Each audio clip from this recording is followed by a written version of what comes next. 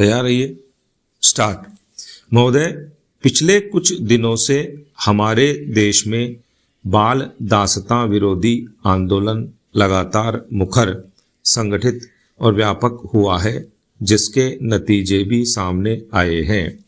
इसके प्रति बाहरी दबाव भी हैं, लेकिन स्त्रियों के कम होते जाने के खिलाफ न तो देश में कोई संगठित आंदोलन है और न ही कोई बाहरी दबाव। जिस प्रकार बाल दासता का संगठित विरोध हो रहा है, उसी तरह स्त्रियों के गायब होने का क्यों नहीं। आज भी देश के बहुत से हिस्सों में कन्याओं को जन्म लेते ही मार दिया जाता है, और तो और समाज के दृढ़ रूढ़ दृष्टिकोण के कारण शिक्षा और विज्ञान भी कातिलों की मदद कर रहे हैं।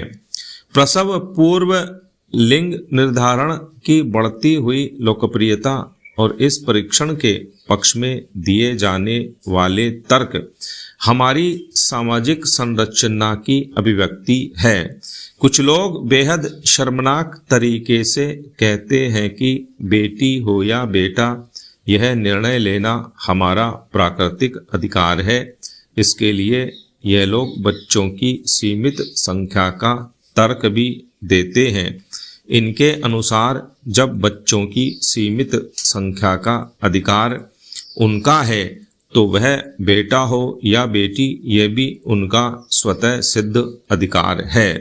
कुछ लोग यह तर्क भी देते हैं कि ऐसे बच्चों को जन्म देकर क्या फायदा, जिसके साथ आजीवन असुरक्षा का भय जुड़ा रहे।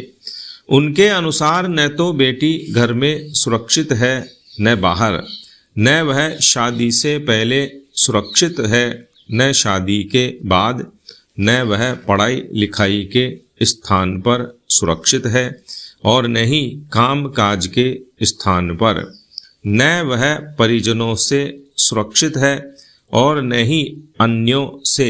फिर इस असुरक्षा के आतंक में क्यों जिया जाए। पैरा।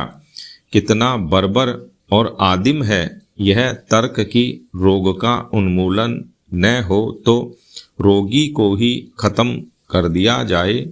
क्यों नहीं हम उन तमाम कारकों के विषय में सोचते जिनके कारण बेटियां आजीवन असुरक्षा और आतंक के साए में जीने को विवश हैं।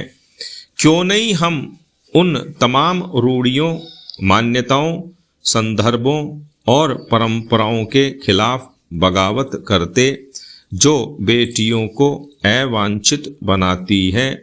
क्यों ऐसे मूल्यों के पोषण के खिलाफ सतत अभियान नहीं चलाया जाता जो तमाम तरह की गैर बराबरी की हिमायत करते हैं।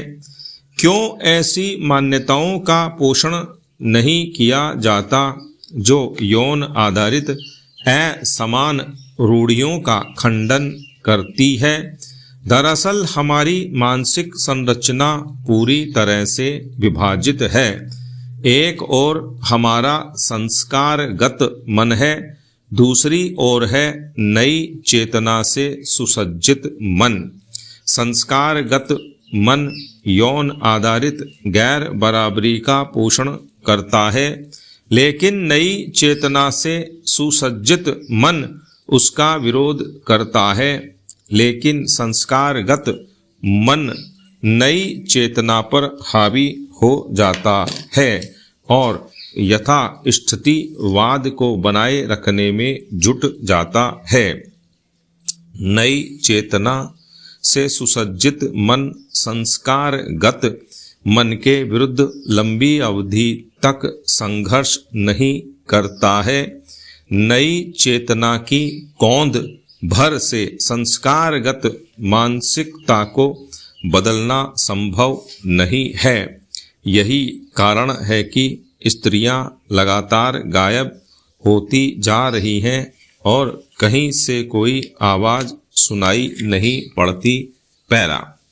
महोदय, यही कारण है कि बेटियों को अवांछित समझकर गर्भ में ही मार दिया जाता है या जन्म लेने के बाद उन्हें मौत की नींद सुला दिया जाता है। कहते हैं बेटियों को मारने की जघन्य परंपरा बहुत पुरानी नहीं है। यह भी कहा जाता है कि कुछ तथाकथित ऊंची जातियां अपने झूठे दंभ के कारण बेटियों को मार देती थीं, लेकिन अब तो इसमें सभी जातियों के लोग शामिल हैं। देश के दूर दराज के अंचलों में प्रसव पूर्व लिंग निर्धारण के लिए सुसज्जित उपकरणों से दौड़ती गाड़ियां सबूत हैं इस बात की कि कानूनी प्रावधानों के बावजूद विज्ञान का यह प्रयोग लगातार मानव विरोधी होता जा रहा है। दरअसल कन्याओं के प्रति हमारे आचरण से साफ साफ झलकता है कि हम उन्हें उनका प्राप्य नहीं देते। भारतीय समाज उनकी परवरिश और पढ़ाई लिखाई के प्रति बड़े पैमाने पर उपेक्षा बरतता है। देश की ज्यादातर लड़कियां कुपोषण से ग्रस्त हैं। उन्हें भोजन कम मात्रा में और बचा खुचा ही उपलब्ध होता है। विडंबना यह है कि माँ या दादी ही ऐसा काम करती हैं। ऐसा नहीं है कि वह ऐसा जानबूझकर करती हैं, बल्कि उनके संस्कारों में यह रच बस गया है कि लड़कियों की परवरिश को कोई अहमियत नहीं देनी चाहिए। इसीलिए न तो उन्हें स्कूल भेजे जाने पर विशेष बल दिया जाता है, न ही उनके स्वास्थ्य के विषय में कोई खास दिलचस्पी ली जाती है। वे तो सिर्फ बड़ी हो जाती हैं।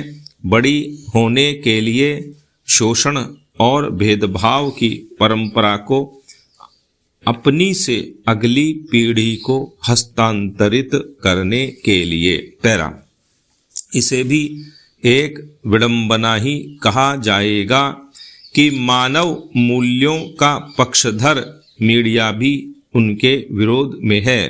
मीडिया को भी बालिकाओं, किशोरियों और स्त्रियों की ऊपरी बनावट और रूप सौंदर्य ही भाता है। उसके पास भी उनमें अंतर्निहित विशेषताओं को परखने या पहचानने की फुर्सत नहीं है। इस सिलसिले में सौंदर्य प्रतियोगिताओं की सूचनाओं को बड़े पैमाने पर प्रकाशित करने को देखा जा सकता है, जबकि किसी अखबार ने विस्तार के साथ यह नहीं लिखा कि मानसिक रूप से विकलांग विदिशा की उर्मिला ठाकुर ने किस ढंग से सड़क पर खेलते हुए बच्चे को ट्रक की चपेट में आने से बचाया। यदि कहीं यह खबर छपी भी होगी तो बहुत छोटी। जिस ढंग से सौंदर्य प्रतियोगिताएं राष्ट्रीय खबर बन जाती हैं, उसी तरह से ऐसी खबरें राष्ट्रीय समाचार क्यों नहीं बनती। यौन हिंसा और बलात्कार की खबरें जिस ढंग से छपती हैं, उनमें कहीं न कहीं यह स्वर अवश्य रहता है कि स्त्री उपभोग की एक वस्तु है।